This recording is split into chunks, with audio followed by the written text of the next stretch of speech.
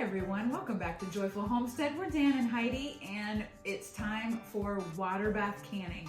Last week we did a video and it was very well received on pressure canning. That is a big job, but we really wanted to tackle it. It's something we do a lot of, but we also talked then about the difference between water bath canning and pressure canning so that you'll know during this video what kind of project that we'll be working on and that you can as well. So walk us through that a little bit. Sure. Well, water bath canning is, in my opinion, a lot easier than pressure canning. I mean, you don't need the specialized vessel. And that's the big difference is with water bath canning, we use just our regular 12-quart stock pot and we put our jars in there. The jars need to be covered with water and they boil in there for 12 to 15 minutes. The difference between that and pressure canning, if you didn't watch our other video, we do really recommend watching that, but pressure canning takes a specialized pressurized vessel that you need to get up to pressure that's over 240 degrees, whereas the boiling is just 212 degrees. The difference is the different types of things that you're canning. The foods that you're canning with a pressure canner are different than the foods that you would can with a water bath canning. Yes. So today we'll be tackling pears, one of my favorite fruits. We're gonna slice them and water bath can them. So that's essentially kicking off the first category of things that you water bath can, fruit. Yeah, fruits are really great for water bath canning. One of the main reasons for that is because a lot of fruits are acidic and you need an acid environment in order to water bath can. That's a really important part because that acidic environment will kill off the bacteria that might grow. So with the heat of the boiling water plus the acidic environment, then you have preserved fruit. You can also preserve by pickling. Now pickling is usually a vinegar and salt solution that will also give you the environment that you need to be able to water bath can. Then the third category, I guess, of water bath canning is jams, jellies, and preserves. You use them, they're great. We do those all the time. We love those. Yeah, and they have a different method of actually preparing the food, but the water bath method of canning them and sealing them is exactly like the others. So the reason we do that is because we are able to create an acid environment for these foods with a water bath canning. But things like meat and vegetables, those aren't acidic naturally. And if you wanted to add acid like lemon or lime or other citrus, it would make the taste really bad. And so therefore you need to use just pressure and temperature in order to kill the bacteria there. And there are some bacteria that are specific to meat that are extra important to pressure can. And so we just want to make sure that we identify which foods go with which method. This is definitely anything that's acid, fruits, pickling, and jams, jellies, and preserves. Yes, perfect. Okay, that was a great explanation. I think that helped everybody understand the difference so that you know exactly which canning to use. Let's talk next about the tools we'll need for this project. So we mentioned our stock pot, just a simple, this is what I make my soups in, just very simple. It just needs to be tall enough so that if you had quart-sized jars, that it can sit in here and be completely covered with water. So other than the pot, tell us some of the other things we need. Well, we've got the jars themselves. They need to be sanitized, and typically we sanitize them in the sanitized cycle of the dishwasher. If you want to pour our boiling water in them all the way to the top, we use our little kettle here and do water that way sometimes, and just pour it in there and let that sit. The lids also need to be sanitized. We do have the rings as well. We've got two different size jars today to show you, the wide mouth and the standard mouth. Those rings there, will cover those. And you might have a preference. Sometimes people like the wider mouth because it's easier to put things in. Now we highly recommend using a funnel. There's a canning funnel that can be sold in our other video. I believe we have a link in our description on that. We do. Really a helpful thing to be able to just throw that in there and not spill it all over. And then and speaking of links, we also have a link. We'll put it in this video too for these tongs because these are absolutely indispensable. You need to have safety and you need to not burn your hands. It goes like that. Yes, you will pull out hot jars with those. Yeah. So you'll need that. Exactly. And then the last thing is one difference between pressure canning and water bath canning is the type of liquid that you put in the jars. In pressure canning, we typically just do water. If we're using meat, we'll do a broth, that sort of thing. With water bath canning, we use typically a syrup, and you can do a light syrup or a heavier syrup, and it's basically just sugar water. But it's important when you do like fruits to add a little bit of an element of acid. This is lime juice. You can use lemon juice, fresh squeezed. Typically a tablespoon per jar, quart jar is what is recommended. Some fruits actually are really acid on their own, oranges and things like that. If you did like mandarins, you could probably get away with no added citrus. But 4.4 to 4.6 pH is what's recommended. Pears aren't quite acidy enough, actually. And so adding a little bit of citrus will make sure that that environment in the jar kills all of the bacteria that would otherwise be dangerous. Yes. So that is pretty much the tools of the trade. There's really nothing that you might not find in your own kitchen or could get very easily. Yes. Extra hot tip, get the other person to do the peeling and the slicing. Funny. Funny. Look how well he did. He cut them all up, peeled them all. They look beautiful. Yep, I have peeled and cored the pears. And of course, if you have different other types of produce, you might have to prepare them differently. Some don't get peeled at all. There's no core or whatever. You might have peach pits or something like that. So each one is different, of course. But we have this funnel here that we use, and Heidi's filling the second jar. We're only going to have 2 jars here. Our stock pot will hold 4 full quart jars. We're just going to do 2 for the presentation today.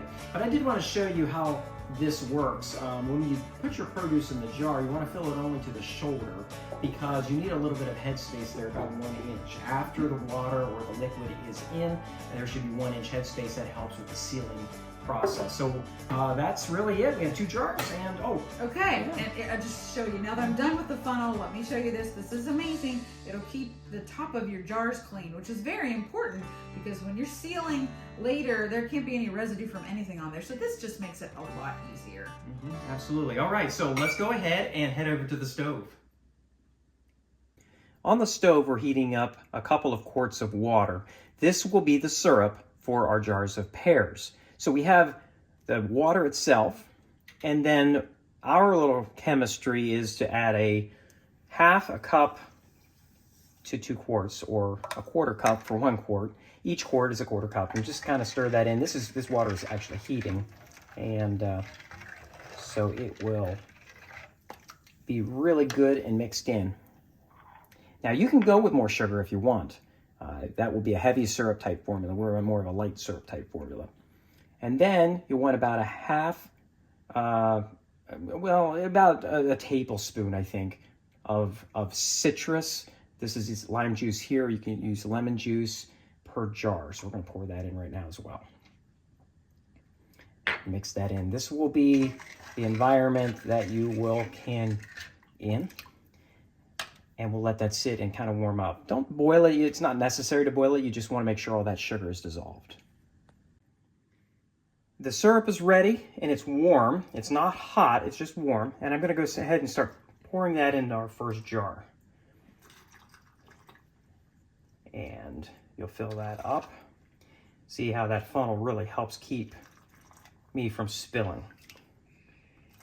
You want to cover your produce, but leave a little bit of headspace in the top. I'll come over to the jar here. I'm going to take that funnel off. And I'm going to push those down a little bit. Yeah, that's a good height of the liquid. And now I'm going to use this wooden spoon. You can use a wooden or plastic spoon to kind of push all the bubbles out. It's important because air pockets can get in there, and that can cause you not to have a good seal or to have issues with the freshness of the fruit itself. That's really what it looks like. And then we'll go ahead and fill the other jar as well. Before we put the lids on our jars, I want to make sure to talk a little bit about cold pack versus warm pack. In our pressure canning video, we cold packed our sweet potatoes, which means we put cold sweet potatoes, or room temperature ones, in room temperature water, and then also in the pressure canner, the water was room temperature. Then we raise the heat from there. Today we're going to be doing something a little different. it's warm packed because we have this warm syrup water that we were mixing our sugar in. And now we have to warm our water in the water bath canner up a little bit to about the same temperature. What you want to have is you never want to mismatch cold versus hot. You never want to put something hot or warm in cold water. And likewise, you don't want to put something cold in hot water because you might break the glass of your jar.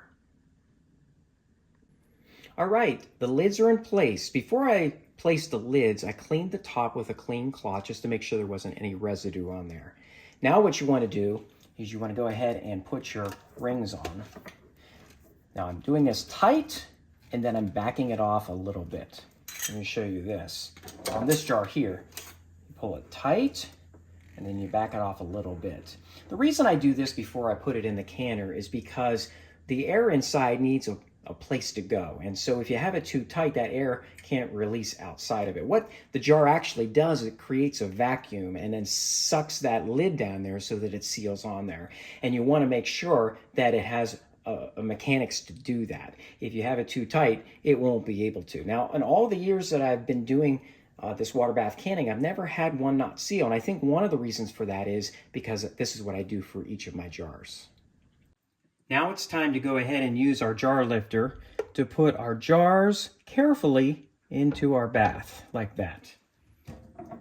The water inside this is warm. It's not boiling, so it should be nearly the same temperature as what's in the jar. It's really important when you do water bath canning that the jars be covered, and you notice that I didn't have enough water in here initially. But I always keep water to the side and a little warm water. And I'm just going to pour that over the top. Not spill it, pour it over the top of these jars. And I actually barely have enough of that. So I'm going to add a little bit more from the sink to cover both jars. Now that water in there is warm because we've had it running on about 3 or 4 on our dial. I'm going to move that all the way up to high so that I can start a boil. You want a heavy boil, and then you start your timer. The rule of thumb is that quart jars for water bath canning get 15 minutes, pint jars, 10 minutes. So this is quart jars. We're going to go 15 minutes on boiling hot water. Once it starts boiling, you can always back your dial off a little bit, but not too much where it doesn't continue to boil. You want 15 minutes straight of boiling water. Hey Siri, set a timer for 15 minutes. 15 minutes, counting down. All right, our 15 minutes is up. We turned the heat off, so we'll go ahead and take our jars one at a time out of the vessel and put it over on a surface that can handle the heat. That's very, very hot right now. So we'll do a second one. Make sure that water's off of there. You don't want to drip on your way.